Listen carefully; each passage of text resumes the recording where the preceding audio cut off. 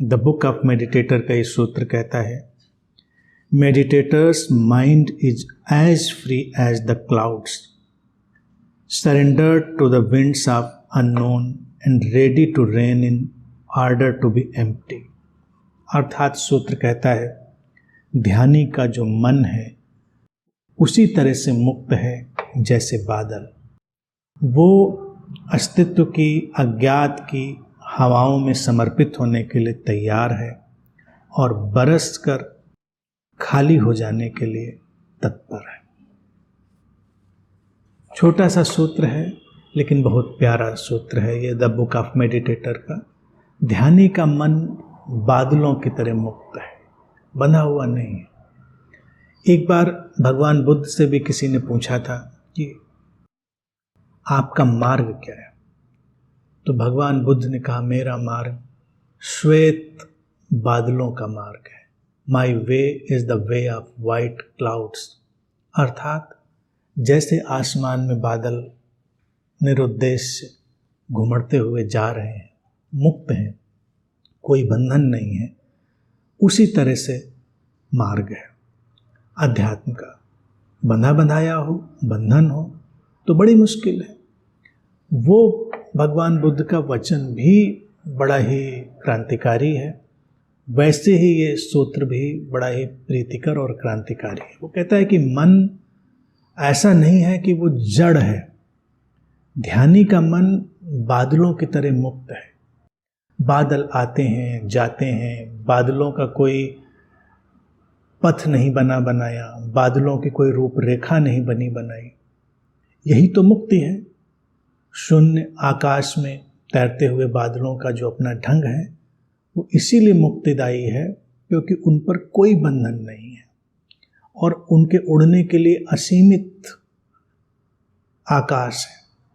और सूत्र कहता है कि जो अज्ञात की हवाएं हैं अस्तित्व की, उनमें समर्पित होने के लिए तैयार है और बरस कर खाली हो जाने के लिए।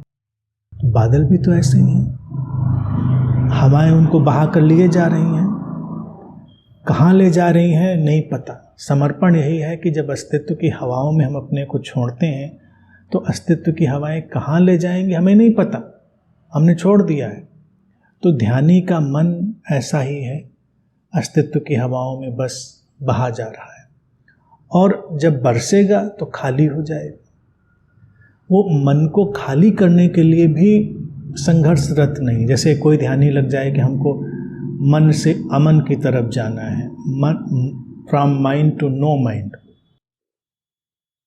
सूत्र कहता है कोई जरूरत नहीं, तुमने छोड़ दिया ना अपने मन को, यानी कि मन छोड़ दिया की भी बात नहीं, मन छूटा हुआ है, वही समर्पण है। तो जब मन भारी होगा, जैसे बादल जब भारी हो जाते हैं बरस जाते हैं, खाली हो जाते हैं। जो श्वेत बादल हैं वो तो बस तैर रहे हैं, उनमें पानी नहीं है। थोड़े काले भूरे बादल वो बरसते हैं। सफ़ेद बादल ही काले भूरे हो जाते हैं जब पानी इकट्ठा कर लेते हैं।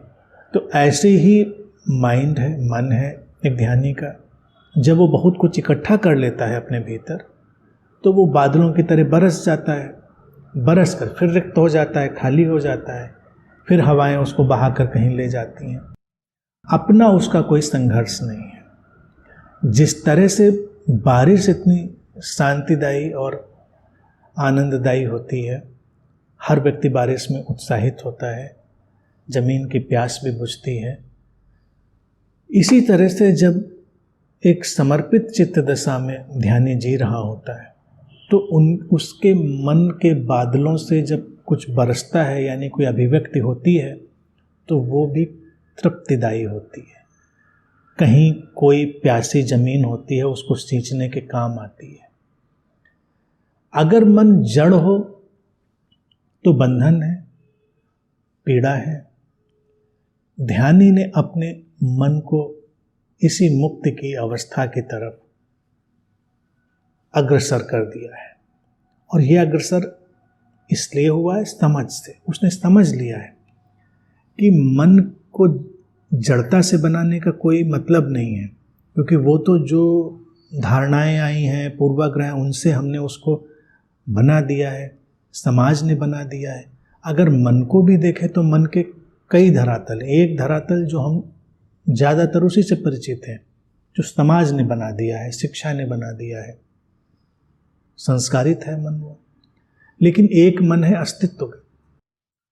तो ध्यानी क्या करता है, वो संस्कारित सामाजिक मन को विदा कर देता है और अस्तित्वगत मन का आनंद लेता है। अस्तित्वगत मन निरंतर एक समर्पित चित्त दशा में रहता है और बादलों की तरह इस असीमित चैतन्य के आकाश में चलता रहता है। जब जैसा आवश्यक होता है तब वैसा उसका रूप हो जाता है, जब आवश्यक होता है उससे अभिव्यक्ति हो जाती है, जब कुछ भी आवश्यक नहीं तो बस यूं ही निरुद्देश्य वो तैरता हुआ गुजर जाता है। इससे ज़्यादा मुक्ति की अवस्था और क्या होगी। तो ध्यानी इसी मुक्ति की अवस्था में जीता है कि उसका मन अब किसी भी संघर्ष में संलग्न नहीं है और किसी भी संस्कार से वो इस समय ग्रस्त नहीं है। वो अस्तित्व के प्रति पूरी तरह समर्पित है, उसके साथ ही प्रवाहित है।